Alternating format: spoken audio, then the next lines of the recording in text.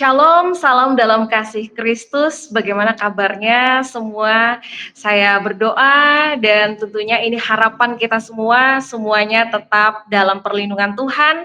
Tentunya di dalam perlindungan Tuhan kita percaya ada kekuatan, ada dasar untuk hidup dalam pengharapan setiap hari, dan kita diberikan kemampuan dan kekuatan untuk tetap setia berjalan bersama-sama dengan Tuhan dan menyelesaikan perlombaan iman kita di dalam Tuhan.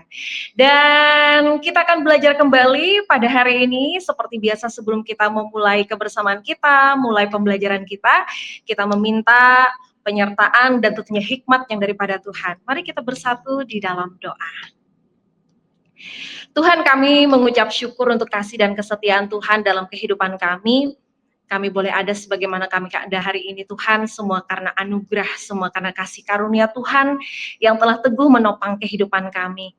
Tuhan, setiap hari kami rindu buka telinga, setiap hari kami rindu buka hati kami untuk mendengar setiap kebenaran demi kebenaran Tuhan, karena kami tahu kebenaran-Mu itu adalah pelita bagi kaki dan terang bagi jalan kami. Kebenaran Tuhan mengandung kuasa untuk kami dapat menjalani kehidupan setiap hari kami di dalam kuasa Tuhan yang sempurna. Karena itu pada saat ini, di dalam kerendahan hati kami berdoa meminta Roh Kudus Tuhan memberikan pengertian, memberikan pewahyuan, memberikan pemahaman, sehingga setiap kebenaran yang kami dengar menjadi kebenaran yang akan dengan mudah kami pahami secara sederhana, dan kami dapat memperoleh berkat dari kebenaran ini. Kami mendapatkan rema, kami mendapatkan kebenaran yang dapat menjadi dasar untuk kami menjalani kehidupan iman kami setiap hari bersama dengan Tuhan.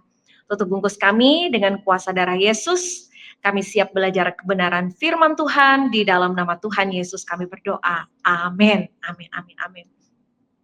Pada saat ini kita akan melanjutkan pembelajaran kita. Kemarin kita berbicara tentang satu tema stentol. Stentol ini berbicara tentang bagaimana kita menjalani kehidupan yang berdiri teguh di dalam Tuhan.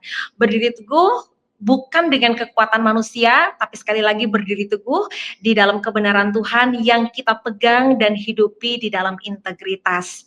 Tidak mudah untuk kita bisa berdiri teguh. Kalau kita berbicara tentang fakta dalam kita menjalani kehidupan kita, tidak mudah untuk tetap stentol ya di dalam berbagai macam kondisi, di dalam berbagai macam pergumulan. Tapi kita percaya kita memiliki kekuatan Tuhan yang memampukan kita untuk tetap stentol di berbagai macam situasi dan kondisi kehidupan. Dan kita akan belajar kembali pada saat ini. Di stentol ini kita akan banyak membuka bagian firman Tuhan dari kitab 1 Samuel pasal 17. Kita akan belajar dan melihat sekali lagi bagaimana Daud menghadapi Goliat. Bagi banyak orang ya, seperti yang kita ketahui, Goliat adalah ancaman besar yang mustahil untuk bisa dikalahkan.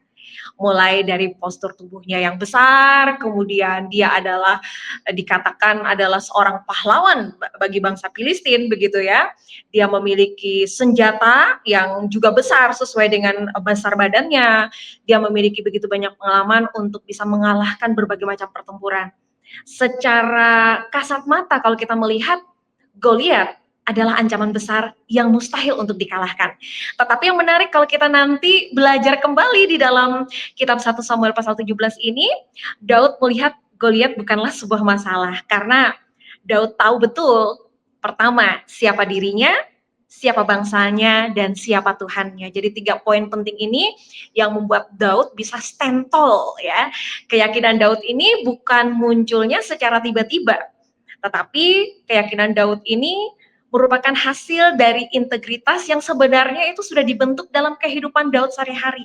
Daud sudah bergaul dengan Tuhan, Daud mengalami pengalaman imannya bersama dengan Tuhan, dan ada begitu banyak perjalanan-perjalanan iman yang membuat Daud tahu betul ya. Jadi bukan lagi dia mendengar kata orang, tapi Daud mengalami sendiri siapa Tuhan yang dia sembah. Dan keyakinan Daud ini memberikan kepada kita sebenarnya dasar untuk kita bisa belajar ya, memampukan diri kita itu untuk dapat berdiri teguh, tentu seperti Daud pada waktu yang tepat, pada waktu yang diperlukan. Nah, pertanyaannya adalah bagaimana Daud mampu berdiri teguh? Nah, kita akan belajar banyak dari kebenaran firman di hari ini. Tapi sebelumnya, izinkan saya berbagi cerita dulu nih, supaya kita bisa memahami hal-hal menarik ya dari cerita Daud ini. Next slide.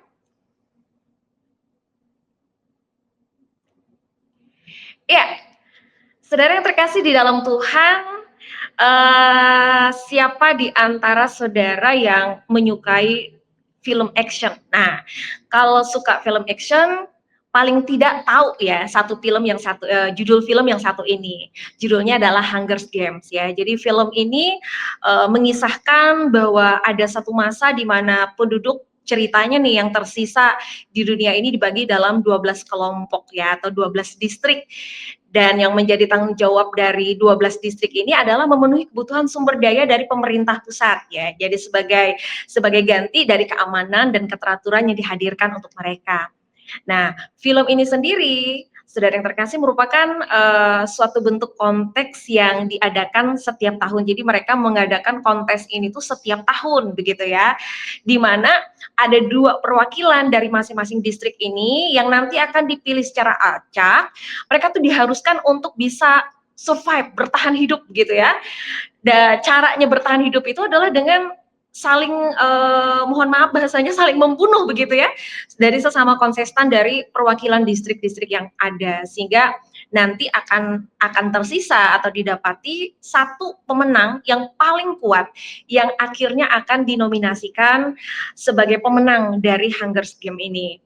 Nah, kalau saudara terkasih pernah menyaksikan film ini, mungkin kita setuju ya bahwa salah satu adegan yang paling berkesan dalam film ini adalah ketika yang sekarang ini kita lihat di layar gitu ya, ada Katniss Everdeen, dia memutuskan untuk menjadi relawan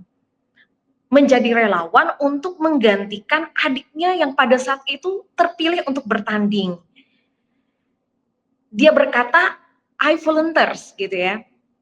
Dan semua orang tercengang gitu ya, tercengang terhadap keberanian dari si kakak ini untuk stand tall, untuk dapat berdiri teguh, berkorban demi adiknya gitu. Kok mau begitu ya? Mungkin kalau kita berpikir secara akal-akalan nih, resikonya udah jelas ya, resikonya kita udah tahu, udah jelas resikonya apa yang akan terjadi seperti itu. Tetapi dia memutuskan untuk saya bersedia berdiri ya menjadi relawan untuk menggantikan adik saya seperti itu. Dan kita bisa melihat bahwa salah satu faktor penyebab seseorang dapat terlihat berdiri teguh dari film ini adalah ketika orang tersebut rela untuk tidak hidup untuk kepentingan diri sendiri, tapi untuk kepentingan orang lain.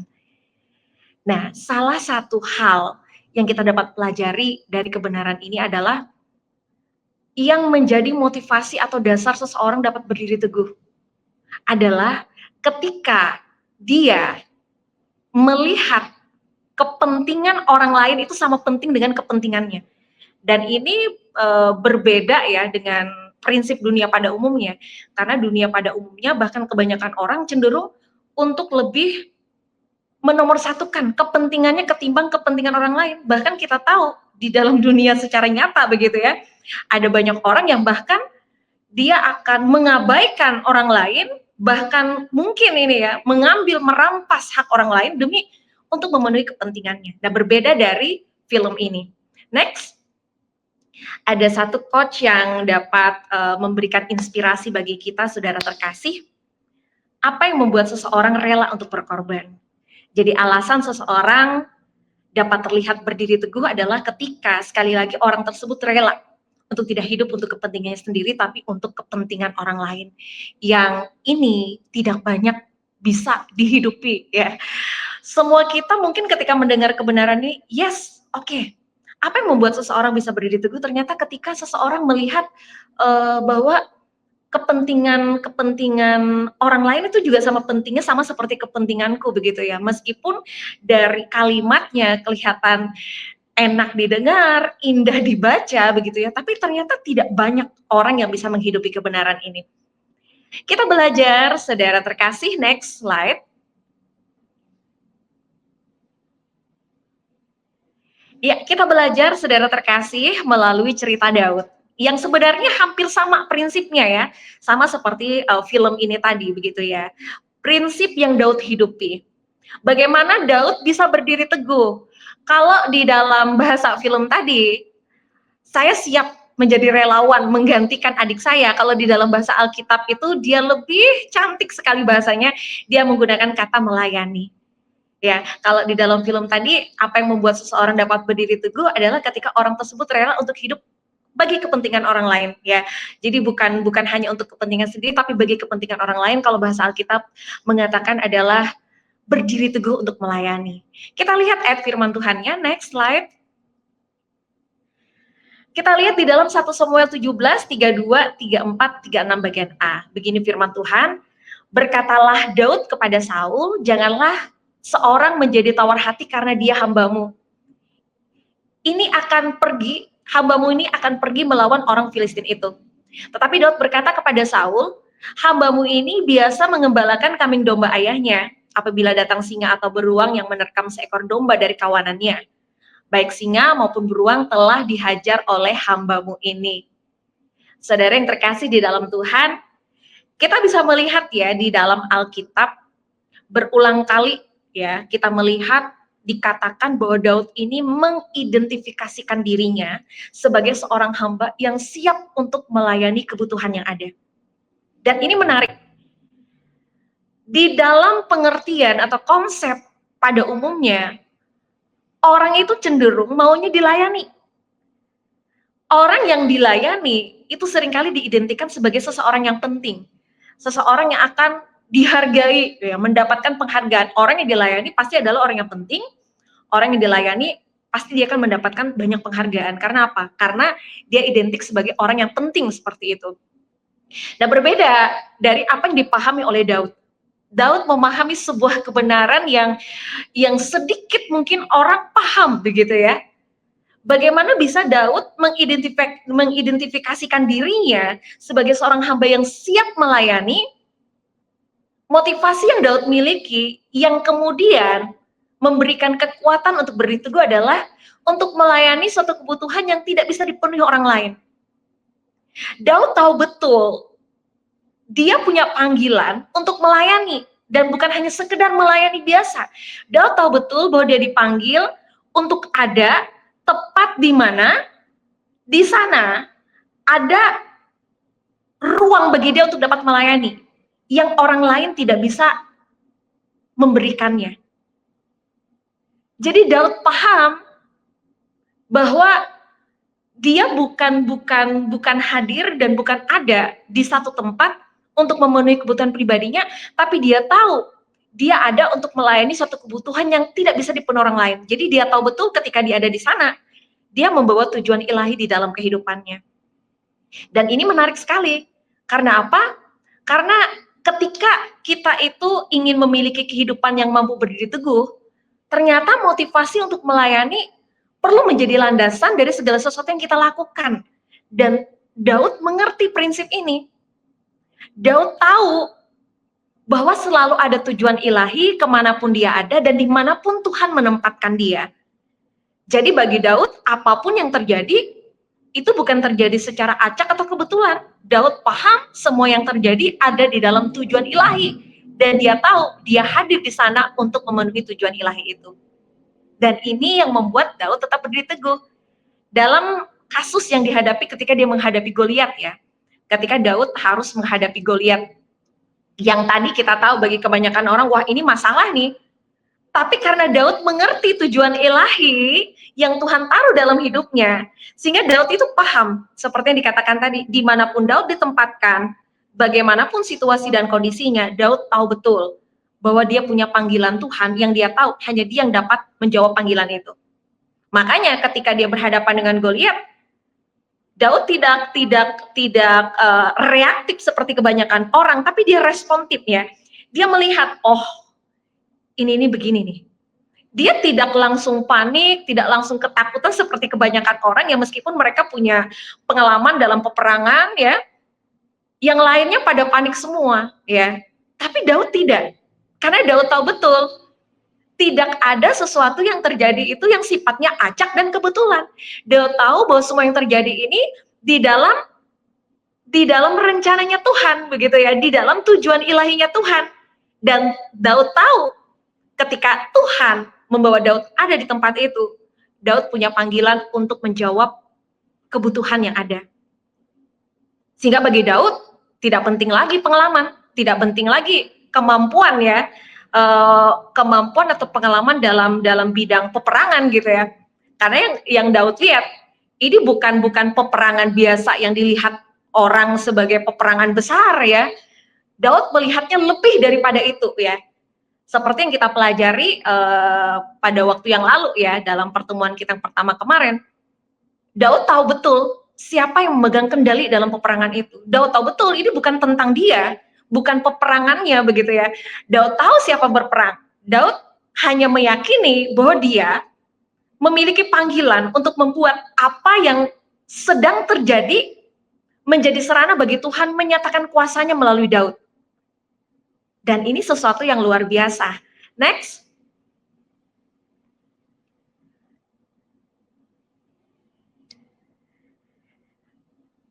Ketika kita melihat ini, saudara yang terkasih, apa yang kita pikirkan tentang hal ini ya? Kita melihat colokan ini begitu ya. Gambarnya mungkin sederhana, tapi ada satu cerita dari gambar ini, saudara. Seseorang yang memang sudah dikenal sebagai orang yang ringan tangan atau suka membantu orang lain. Jadi ceritanya ini ada seseorang yang dia itu bekerja dalam sebuah institusi pendidikan dan terlibat dalam pelaksanaan kegiatan belajar mengajar bersama dengan anggota staf yang lain.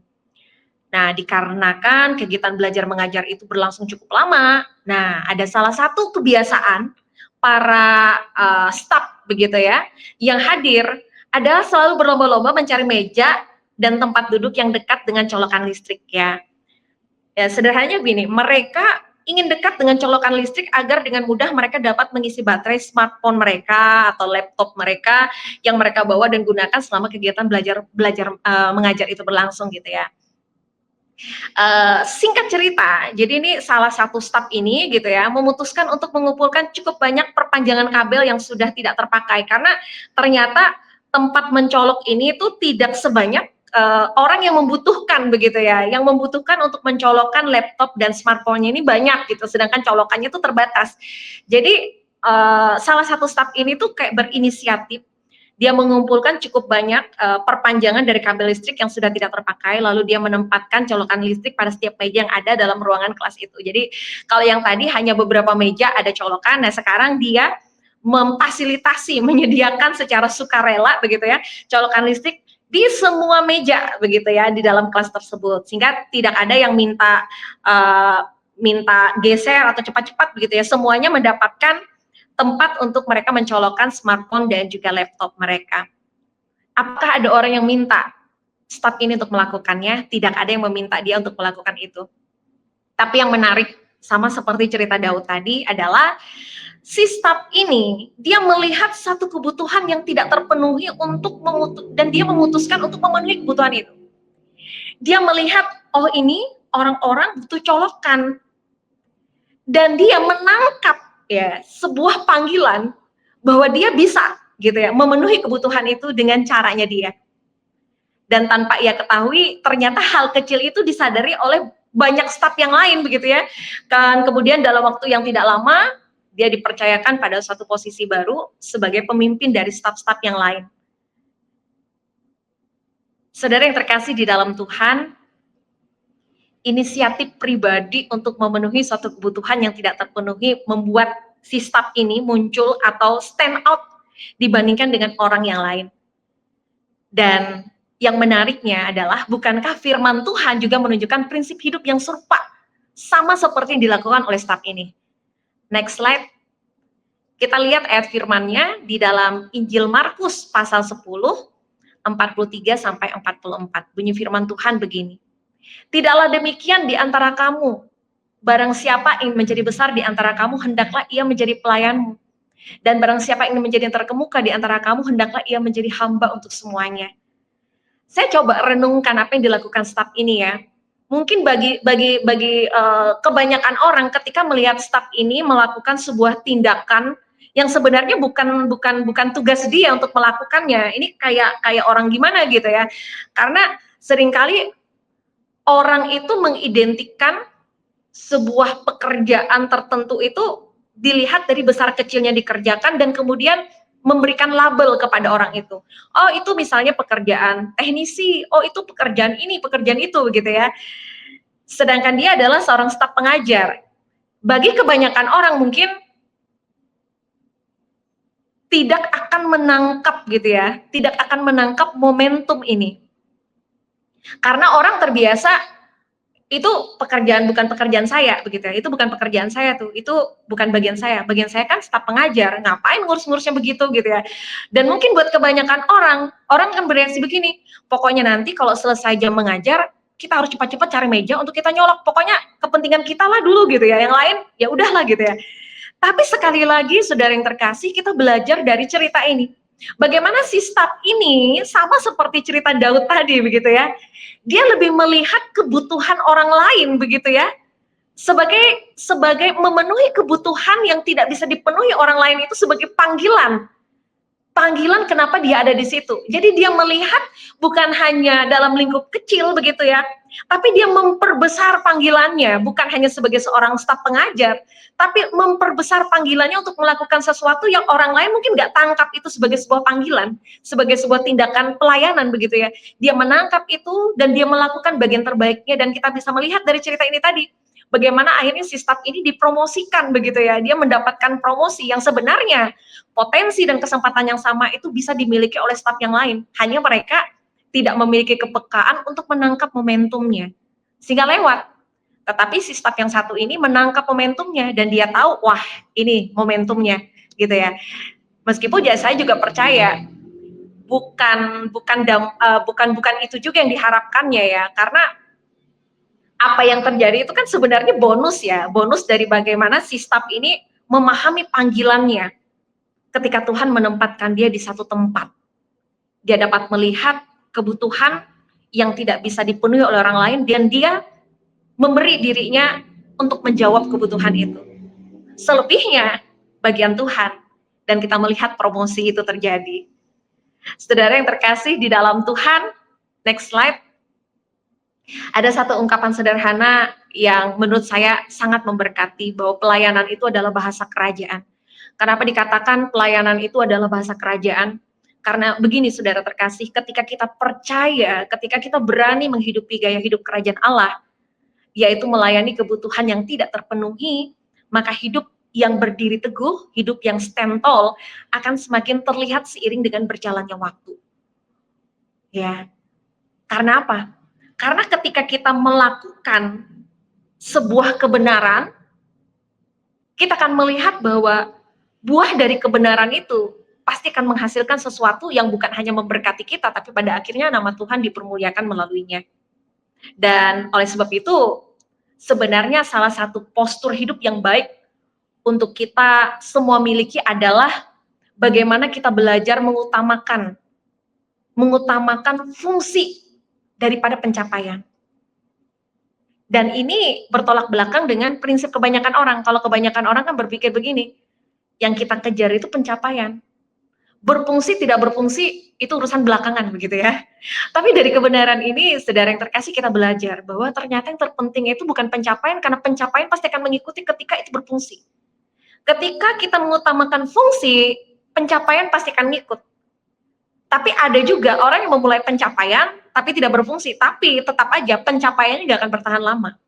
Karena pencapaian itu sebenarnya adalah akumulasi ya, akumulasi dari bagaimana berfungsinya sesuatu membawa kepada sebuah pencapaian sifatnya teguh begitu ya. Ada orang yang mengejar pencapaian dulu tapi pencapaiannya rapuh. Karena apa? Karena dibangunnya secara instan dan tidak dibangun dengan berproses begitu ya. Nah, berbeda dari ini tadi. Dia membangun pencapaian dengan sebuah proses. Proses yang didasarkan pada motivasi yang benar. Kesadaran ya. Kesadaran tentang siapa dirinya, kesadaran untuk mengenali panggilannya, dan kesadaran untuk menjawab panggilan itu di dalam kehidupannya.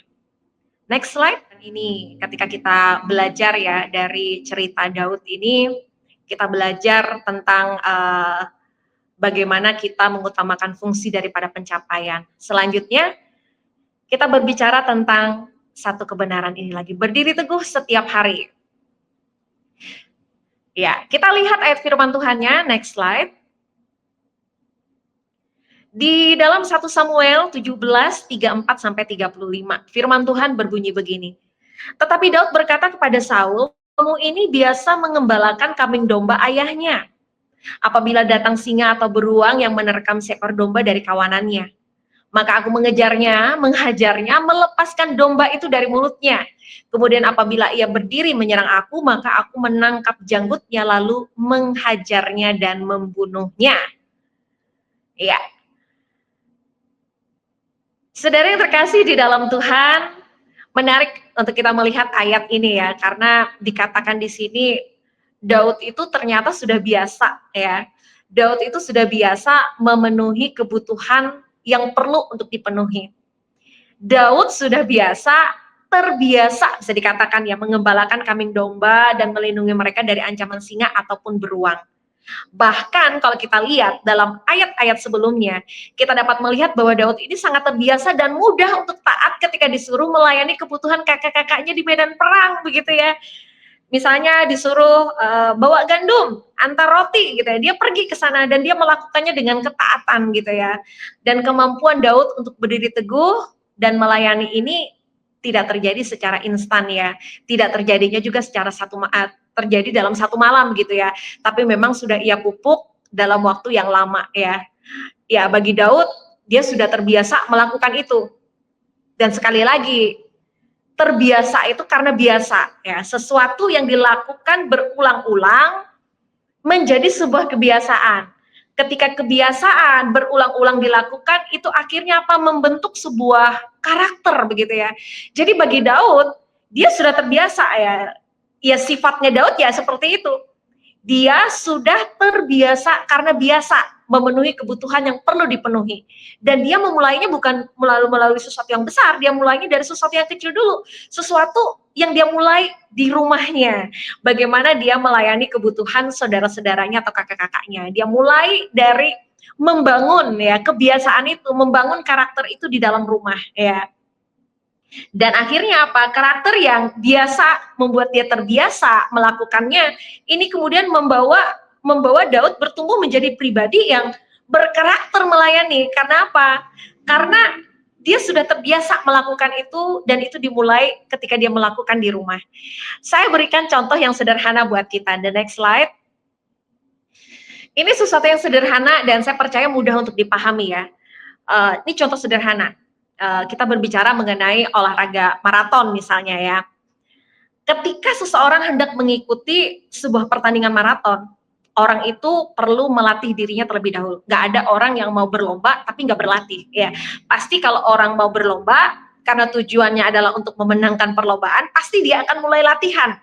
Dia akan mengisi lebih banyak waktunya untuk berlatih terlebih dahulu. Dan secara umum ya, seseorang yang hendak mengikuti pertandingan itu perlu berlatihnya. Ini biasanya nih umum ya untuk atlet-atlet secara khusus misalnya maraton seperti ini, mereka itu perlu berlatih 16 sampai 20 minggu sebelumnya. 16 sampai 20 minggu sebelumnya. Dan setiap minggunya setidaknya dia perlu melakukan 1 kali long run. Kalau ngomong tentang maraton, long run itu tuh 10 sampai 42 km ya. Itu setiap minggunya setidaknya 1 kali. Minimal 1 kali ya. 2 sampai 3 kali ya dia melakukan speed run ya. Jadi sebelum betul-betul berlari dalam lintas maraton, dia melakukan tahapan ini ya. Dari 16 sampai 20 minggu. Setiap 1 minggunya minimal 1 kali 10 sampai 42 km dia lari. Dan sisanya dia melakukan beberapa teknik lari gitu ya untuk mengisi waktu dalam minggu-minggu dia berlatih ini. Dan setiap latihan lari itu pastilah melelahkan ya, nggak ada yang nggak melelahkan. Tetapi yang menariknya adalah dan para atlet maraton ini tahu begitu ya, setiap latihan itu akan berkontribusi untuk berlari dalam lintasan yang sesungguhnya. Dia melakukan latihan 16 sampai 20 minggu dengan beberapa tahapan dari latihan lari cepat, lari sedang, sampai lari yang panjang jaraknya begitu ya. Ini memang melelahkan, tetapi ini si atlet tahu betul bahwa setiap latihan yang menyakitkan dan melelahkan ini tuh akan berkontribusi untuk lari ya, untuk lari dalam lintasan yang sesungguhnya. Karena apa? Kemampuan untuk berlari maraton itu tidak diperoleh dalam waktu 1 malam saja, butuh proses ya. Ketika kita mengambil setiap kesempatan untuk berdiri teguh, saudara terkasih, ketika kita mengambil kesempatan untuk melayani kebutuhan yang tidak terpenuhi, adalah mungkin untuk kita bisa merasa lelah. Pastilah ya, yang namanya berdiri teguh dan kemudian memberi diri untuk melayani itu, pasti kita bukan hanya melakukan sesuatu ya, pasti itu kan dimulai dari kita memberi hati kita dulu. Memberi hati, ya tadi berbicara, bagaimana kita melihat kepentingan orang lain itu sama pentingnya dengan kepentingan kita. Melelahkan, karena kita harus kadangkala bahkan berkata tidak buat diri kita, buat kepentingan kita, untuk mengutamakan kepentingan orang lain yang kita tahu lebih membutuhkan, begitu ya. Dan ini pasti melelahkan, ini pasti tidak enak untuk dilakukan, gitu ya. Tetapi yang kita perlu pahami adalah bahwa setiap kelelahan itu bukanlah akhir dari segalanya. Setiap kelelahan kita untuk dapat berdiri teguh, kelelahan kita untuk melayani kebutuhan yang tidak terpenuhi, begitu ya saudara, itu sebenarnya adalah sebuah latihan. Latihan untuk momen yang sesungguhnya mungkin Tuhan sudah siapkan bagi setiap dari kita. Sebenarnya tugas dari kita itu bukanlah untuk tahu kapan momen itu tiba, begitu ya. Tapi bagian kita, tugas kita adalah untuk terus melatih otot kehidupan kita, untuk berdiri teguh, untuk kita melayani kebutuhan yang ada di sekitar kita. Bagian gong akhirnya itu urusannya Tuhan. Tetapi bagian kita melatih diri kita itu adalah tugas kita, gitu ya. Dan saya percaya Tuhan banyak memakai ya, banyak momentum, banyak peristiwa dalam kehidupan kita menjadi ruang, saudara, ya, untuk kita dapat melatih diri kita. Sekali lagi, memang tidak mudah, tidak semudah ketika kita membicarakan hal seperti ini ya. Tidak semudah itu untuk kita dapat berdiri teguh, untuk kita dapat melayani kebutuhan yang tidak terpenuhi yang ada di sekitar kita. Pasti itu tidak mudah untuk dilakukan. Dan memang tidak enak juga buat daging ya. Karena melayani kebutuhan yang tidak terpenuhi ini melibatkan tentang bagaimana kita menyalipkan daging juga, berbicara tentang menyangkal diri juga, dan sekali lagi ini tidak mudah untuk dilakukan. Maksudnya apa? Saya ingin saya bukan mengajak kita menutup mata pada fakta yang ada begitu ya, bahwa ini memang tidak mudah untuk dilakukan. Artinya kita sepakat ya, sebagai manusia ini tidak mudah untuk dilakukan begitu ya. Tetapi sekali lagi, kalau kita mengerti kebenarannya, karena tadi banyak ya kita melihat kebenaran-kebenaran yang Tuhan perlihatkan bagi kita, untuk menjadi dasar bagi kita untuk memahami sesuatu di balik peristiwa itu gitu ya. Saya percaya kita akan memiliki respon yang berbeda ketika kita melihat ini, dan kemudian kita juga memiliki dasar untuk kita bukan hanya memilih, tapi mengambil sebuah keputusan untuk menghidupi panggilan Tuhan ini di dalam kehidupan kita. Ya sama seperti Daud tadi begitu ya. Daud bukan hanya sekedar tahu siapa dia di dalam Tuhan. Daud bukan hanya sekedar tahu siapa bangsanya di hadapan Tuhan. Daud tahu siapa Tuhan yang dia sembah dalam kehidupannya. Jadi pengenalan Daud tentang siapa dia di dalam Tuhan yang membuat Daud mengerti dimanapun Tuhan menaruhnya, berbagai macam peristiwa yang Tuhan izinkan terjadi di dalam kehidupannya, di sana pasti ada tujuan ilahi. Di sana pasti ada panggilan ilahi. Jadi bagi Daud sebenarnya sederhana melihatnya. Dia bukan melihat pada masalahnya, tapi dia melihat momentumnya. Kalau orang nggak mengerti kebenaran ini, dia akan melihat masalahnya saja, seperti kebanyakan orang ketika melihat sesuatu yang secara kasat mata. Seperti bangsa Israel, kakak-kakaknya, bahkan Raja Saul pun melihat kehadiran Goliat ini sebagai sebuah ancaman begitu ya. Karena mereka nggak mengerti kebenarannya. Tapi Daud memahami kebenarannya sehingga dia dapat melihat yang terjadi itu secara sederhana ya. Bukan, dia tidak melihatnya rumit begitu, dia melihatnya sederhana. Oh, Tuhan memanggil aku nih. Ini momentumku untuk menjawab panggilan Tuhan. Sesederhana itu ya. Sehingga apa?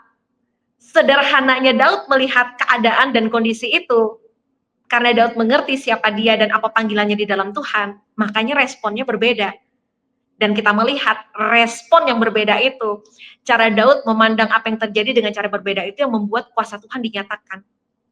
Kita bisa melihat bagaimana Tuhan memakai Daud yang bagi kebanyakan orang bukan siapa-siapa, tidak berpengalaman, untuk menyatakan kuasa yang luar biasa. Dan saya percaya kebenaran ini sebenarnya Tuhan masih lakukan ya sampai hari ini di dalam kehidupan banyak orang percaya. Terkadang Tuhan memperhadapkan kita pada sesuatu yang kelihatannya mustahil begitu, pada sesuatu yang sepertinya ini sesuatu yang kayaknya tidak ada dasar untuk kita berharap. Tapi kalau kita memahami prinsip kebenaran ini sama seperti Daud melihat gitu ya, bagaimana Tuhan bekerja di dalam berbagai macam momentum kehidupan, saya percaya kita akan bisa bukan hanya melihat tapi memberikan respon yang benar juga terhadap kondisi ini. Dan sekali lagi, tadi kita belajar, kita diingatkan, tugas kita itu bukan tahu kapan momentum ya, kapan momentum Tuhan, momentum Tuhan yang besar yang Tuhan siapkan buat kita. Tugas kita adalah bagaimana kita melatih diri kita saja. Ada sebuah ungkapan yang mengatakan begini, kesuksesan itu terjadi ketika apa? Kesempatan dan kesiapan bertemu. Ada kesempatan nggak siap, lewat juga gitu ya. Atau siap begitu ya, tapi nggak ada kesempatan juga nggak akan terjadi apa-apa begitu ya. Tetapi ketika kita siap, kesempatan ada, maka kesuksesan akan terjadi. Ya mungkin prinsip dunia ini bisa menjadi sebuah ungkapan ya, yang sebenarnya saya percaya basicnya dari firman begitu ya, sama seperti yang sedang kita sharingkan pada saat ini bahwa Tuhan memakai setiap proses untuk mempersiapkan kita, itu kebenarannya. Tangkap momentum itu. Gunakan setiap peristiwa untuk melatih diri kita dan mengizinkan Tuhan mempersiapkan kita sampai pada momentumnya Tuhan, pada kairosnya Tuhan gitu ya. Tuhan membawa kita untuk sesuatu yang luar biasa. Dan selalu Tuhan tidak melihat bagian endingnya, karena kalau ending di dalam Tuhan itu, saudara yang terkasih, jangan pernah khawatir, ending di dalam Tuhan itu pasti happy ending begitu ya. Terkadang kitanya yang nggak siap diproses begitu ya. Karena bagi Tuhan itu yang terpenting sebenarnya prosesnya. Tuhan melihat proses, bagaimana kita berproses dari setiap momentum yang Tuhan izinkan terjadi. Kalau bagian akhir itu bisa dijamin di dalam Tuhan, karena firman Tuhan banyak kali juga menulis di dalam Alkitab ya, bahwa rancangan Tuhan bagi kehidupan kita itu bukan rancangan kecelakaan, tapi rancangan damai sejahtera yang berisikan hari depan penuh pengharapan. Jadi kita tidak perlu mengkhawatirkan apa yang akan terjadi di depan saat kita berjalan bersama dengan Tuhan. Kita tahu yang di depan itu Tuhan yang jamin. Bagian kita adalah bagaimana kita menjalani setiap hari dalam kita berproses ini. Supaya ketika kairos Tuhan tiba, ya, artinya apa? Kesempatannya ada nih, gitu ya. Kita udah siap. Karena sekali lagi ketika kesiapan dan kesempatan bertumbuh, maka kesuksesan akan terjadi dalam kehidupan kita. Next, bagian firman Tuhan dalam Matius 13, 31 sampai 32. Firman Tuhan berbunyi begini. Yesus membentangkan suatu perumpamaan lain lagi kepada mereka, katanya, hal kerajaan surga itu seumpama biji sesawi yang diambil dan ditaburkan orang di ladangnya. Memang biji itu yang paling kecil dari segala jenis benih, tapi apabila sudah tumbuh, sesawi itu lebih besar daripada sayuran yang lain. Bahkan menjadi pohon sehingga burung-burung di udara datang bersarang pada cabang-cabangnya. Saudara yang terkasih di dalam Tuhan, perbuatan sehari-hari yang akan membuat kita menjadi untung besar. Maksudnya apa? Setiap tindakan yang kita lakukan setiap hari itu sama seperti upaya kita menanam benih, kita tabur benih. Yang namanya benih ditabur, itu pasti akan bertumbuh. Meskipun kualitas dari pertumbuhannya ditentukan oleh tanahnya ya. Kalau benih, kita tahu benihnya unggul. Kalau kita tahu kita menanam atau menabur benih itu di tanah yang subur, maka kita bisa percaya benih itu pasti akan menghasilkan tuaian, ya. Dan demikian pula sama seperti kebenaran ini begitu ya. Kita belajar tentang bagaimana kita melakukan segala sesuatu itu dari hal terkecil, melakukannya dengan konsisten di dalam kesetiaan, di dalam ketekunan. Karena firman Tuhan berjanji ketika kita melakukannya dalam kesetiaan, ketika kita melakukan dalam ketekunan, kita melakukannya di dalam iman, maka kesetiaan, ketekunan, dan iman kita tidak akan menjadi sia-sia. Kesetiaan, ketekunan, dan iman kita pasti akan menghasilkan buah. Ya, firman Tuhan katakan bahwa jerih lelah yang kita lakukan dalam persekutuan dengan Tuhan itu nggak akan pernah menjadi sia-sia. semuanya pasti akan bertumbuh, semuanya pasti akan menghasilkan tuaian. Dan ini adalah hukum tabur tuai yang sifatnya absolut ya di dalam Tuhan ya. Bahwa yang kita tabur itu pasti yang akan kita tuai. Sama seperti next slide. Ini sebuah gambaran sederhana ya tentang bagaimana sesuatu itu dimulai dari hal yang kecil dulu ya. Hal kecil yang dilakukan konsisten berulang-ulang setiap hari dilakukan dengan setia, dengan konsisten, itu pasti akan menghasilkan sesuatu yang besar. Dan sekali lagi, tidak ada sesuatu yang besar yang dilakukan secara instan ya. Hal yang besar itu bisa secara instan tiba-tiba besar, tapi sekali lagi yang instan tanpa berproses itu nggak akan pernah bisa bertahan lama.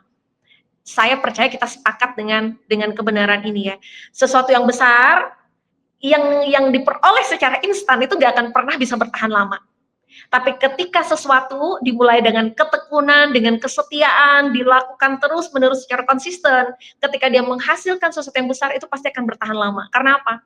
Karena dia melewati proses panjang ya. Proses yang membuat ya, bukan hanya ini tanamannya berbuah begitu ya, tetapi tanamannya memiliki akar yang kuat tertancap ke bawah. Karena apa? Dia udah melewati begitu banyak proses yang membuat pohon itu menjadi kuat dan menghasilkan buah. Next slide.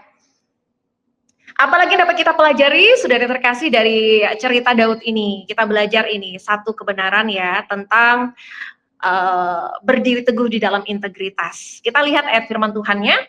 Next slide, di 1 Samuel 17 ayat yang ke-36.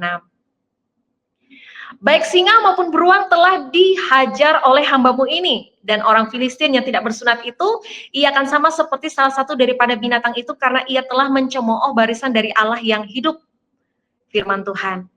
Saudara yang terkasih, kita dapat melihat ya bahwa yang menjadi sumber dari keberanian Daud untuk berdiri teguh, yang menjadi sumber dari keberanian Daud untuk memenuhi kebutuhan yang tidak dapat dipenuhi oleh orang lain adalah karena Daud tahu sekali lagi siapa dirinya di hadapan Tuhan, siapa dirinya di dalam Tuhan. Daud bukan hanya tahu begitu ya, tapi Daud mengalami sendiri identitasnya di dalam Tuhan. Kalau kita melihat ya di dalam perjanjian lama, sunat itu merupakan pertanda dari umat Allah. Ketika Daud mengerti, ketika Daud menerima, dan ketika Daud hidup di dalam identitas yang benar di hadapan Allah, disitulah Daud memiliki kekuatan dan keberanian untuk berdiri teguh pada waktu yang diperlukan. Ya, Daud memiliki dasar untuk dia dapat berdiri teguh karena dia tahu siapa dirinya. Dan sekali lagi seperti yang dikatakan tadi, bukan tahu karena mendengar kata orang, tapi dia benar-benar bukan hanya sekedar tahu, dia mengerti dan kemudian dia hidup atau menghidupi identitas itu di dalam kehidupannya. Dan itulah yang membuat Daud tampil menjadi pribadi yang berbeda. Pribadi yang dapat stand tall, berdiri teguh begitu ya. Apapun kondisi dan situasinya. Orang lain mungkin bisa memberikan penilaian. Orang lain mungkin bisa kasih identitas buat Daud. Daud tidak berpengalaman. Daud terlalu kecil, nggak mungkin bisa menghadapi Goliat begitu ya. Daud kayaknya kita akan mengalami kekalahan bukan kemenangan ya, karena kalau dilihat secara kasat mata, kalau hitungan matematika itu pasti begitu ya, 1 tambah 1 sama dengan 2, kayaknya Daud nggak bakalan menang gitu ya saudara. Tapi yang menarik, Alkitab mencatat yang terjadi kebalikannya. Karena apa? Karena ternyata yang terpenting di sini adalah bukan apa yang orang katakan tentang kita, bukan tentang penilaian orang tentang kita, tapi tentang kesadaran kita tentang siapa kita di hadapan Tuhan dan bagaimana Tuhan melihat kita, begitu ya. Dan ini yang harus kita bangun dalam kehidupan kita, saudara terkasih. Kalau kita mau stand tall dalam menjalani kehidupan ini, kita mau berdiri teguh, kita mau menjawab panggilan Tuhan di dalam kehidupan kita, yang perlu kita bukan hanya sekedar tahu, mengerti, tapi hidupi adalah siapa kita sesungguhnya di dalam Tuhan. Sehingga ketika orang mencoba mendefinisikan kita berdasarkan apa yang mereka lihat tentang kita, itu nggak akan mempengaruhi kita begitu ya. Itu nggak akan mempengaruhi kita untuk melihat nilai diri kita, dan tidak akan mempengaruhi bagaimana cara kita melihat setiap hal yang diizinkan Tuhan terjadi, yang kita tahu betul di dalamnya pasti ada tujuan ilahi untuk kita jawab. Next. Dan mungkin ini akan menjadi 2 slide terakhir ya sebelum kita mengakhiri pembelajaran kita hari ini. Saudara terkasih, Seberapa banyak di antara kita pernah mendengar mengenai keunikan dari gerai makan cepat saji ini, ya? Ini menarik ya, mungkin, ada yang belum pernah mendengar, tapi kalaupun pernah mendengar, ada yang menarik dari cerita gerai ini, gerai makan ini gitu ya.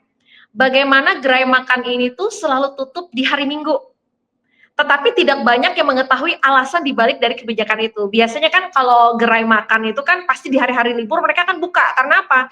Biasanya di hari libur ini akan banyak pelanggan ya, yang otomatis akan berpengaruh kepada omset dan lain sebagainya. Tapi sekali lagi yang menarik adalah gerai yang satu ini, mereka itu selalu tutup di hari Minggu dan tidak banyak yang tahu alasan dibalik dari kebijakan itu. Nah, ternyata saudara yang terkasih, kebijakan itu berasal dari suatu fenomena yang menunjukkan bahwa ketika seorang bekerja atau terlibat dalam usaha industri makanan dan minuman, ternyata ini nih fenomena yang tidak banyak orang tahu ya, waktu keluarga akan cenderung dikorbankan dikarenakan begitu sibuknya suasana kerja di dalam industri makanan dan minuman ini.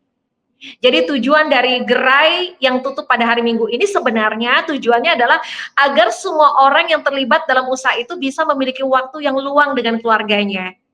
Dan ini menarik ya, kalau pengusaha biasanya mereka fokus kepada omset dan keuntungan, tapi pengusaha yang satu ini memahami prinsip ya, sama seperti yang tadi kita pelajari di awal begitu ya. Ada sebuah kebutuhan yang tidak banyak orang melihat begitu ya, tapi gerai ini paham ada kebutuhan yang mereka bisa jawab begitu ya, yang mereka bisa memberikan jawaban terhadap kebutuhan itu. Salah satu pesan yang pemilik gerai ini sampaikan ya, adalah bahwa keseimbangan hidup pekerjaan itu sebenarnya tidak kalah penting dengan profit yang bisa dihasilkan melalui kegiatan operasional dari gerai ya. Dan pada akhirnya kita melihat cerita dari gerai ini, bagi saya pribadi cerita gerai ini tuh kayak menjadi sebuah kesaksian tentang bagaimana kita melihat keseimbangan ya, keseimbangan dalam hidup itu ketika kita tidak hanya memperhatikan kepentingan kita, tapi juga memperhatikan kepentingan orang lain. Singkat cerita, di akhir hidupnya, sebelum si pemilik ini menyerahkan usahanya kepada anak-anaknya, dia mengingatkan bahwa mereka boleh mengubah segala sesuatunya pada usaha ini kecuali kebijakan tutup di hari Minggu. Saudara yang terkasih di dalam Tuhan, alasan dari seseorang ataupun sebuah organisasi sehingga dia mampu untuk berdiri teguh itu seringkali berasal sekali lagi dari pemahaman mereka akan siapa mereka dan apa yang menjadi identitas mereka. Mungkin ini bisa menjadi satu pertanyaan buat kita. Pertanyaannya adalah, apakah kita betul-betul mengerti identitas kita di hadapan Tuhan? Karena apa, saudara yang terkasih? Karena hanya melalui pemahaman dan penerimaan akan identitas itu, kita mampu untuk berdiri teguh dengan apapun yang kita lakukan, ya. Jadi kemampuan untuk berdiri teguh itu tidak lagi didasarkan pada hal lain gitu ya, tapi pada pengenalan tentang identitas kita. Dan bagi gerai ini mereka tahu begitu ya, mereka hadir bukan hanya untuk menjawab kebutuhan tentang makanan dan minuman, tapi juga mereka memperhatikan ya, seperti apa dan bagaimana kualitas kehidupan dari para pekerjanya begitu ya. Sehingga keseimbangan itu terjadi ya. Dan ini tidak banyak ya, tidak banyak orang memiliki kepekaan untuk melihat kebutuhan yang seperti ini. The next slide.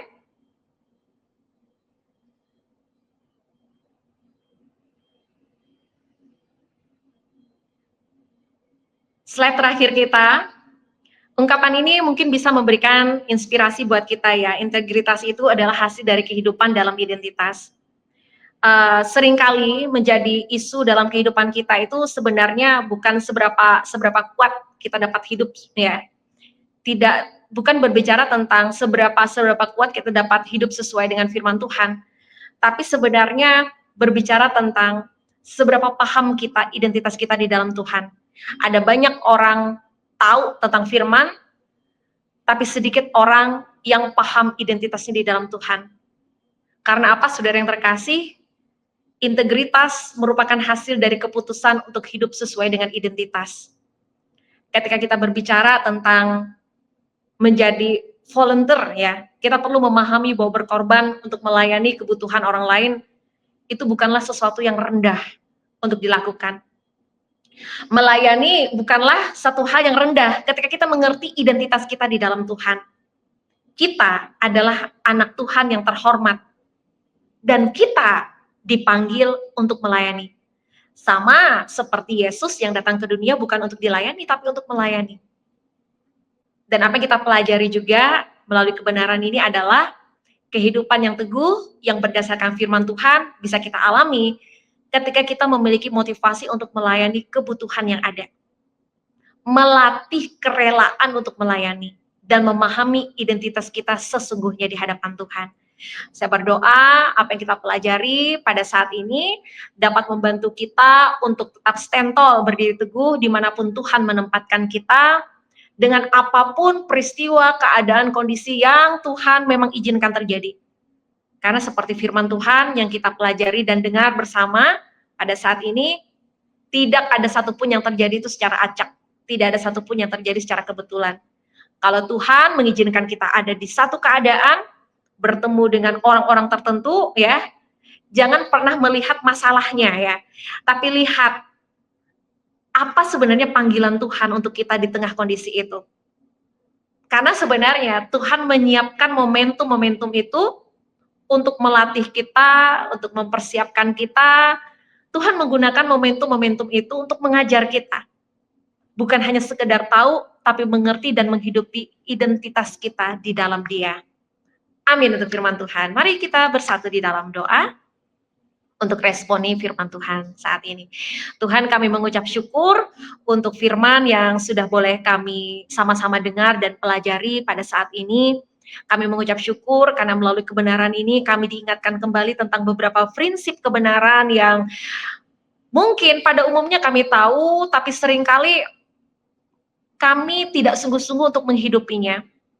Kami belajar tentang bagaimana kami memahami siapa kami di dalam Tuhan, dan kemudian belajar tentang apa yang menjadi panggilan kami di dalam Tuhan. Bukan hanya sekedar mengenali identitas, tapi juga mengenali fungsi kami.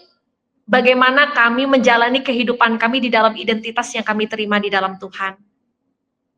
Karena yang terpenting pada akhirnya adalah bukan tentang siapa kami, tapi tentang apa buah hidup yang sudah kami tunjukkan, buah hidup yang berdampak, buah hidup yang memberkati, buah hidup yang membuat nama Tuhan dipermuliakan melalui kehidupan kami.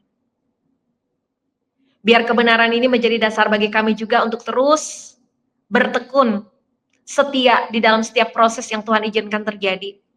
Bukan lagi mempertanyakan kenapa sesuatu terjadi, tapi lebih kepada bagaimana kami menangkap apa yang menjadi kehendak Tuhan di berbagai macam peristiwa itu, dan kemudian mengerti bagaimana kami melakukan bagian terbaik kami di dalam iman kami, di dalam kesetiaan kami, di dalam ketekunan kami sampai akhir. Berkati setiap anak-anak Tuhan yang sudah mendengar firman, biar kebenaran ini berkuasa mengubah hidup kami menjadi pribadi-pribadi seperti yang Tuhan mau. Di dalam nama Tuhan Yesus, kami berdoa dan mengucap syukur. Amin. Amin. Terima kasih buat kebersamaan kita di saat ini. Saya berdoa semua kita boleh semakin dikuatkan, diteguhkan di dalam Tuhan. Tuhan Yesus memberkati semua kita. Amin.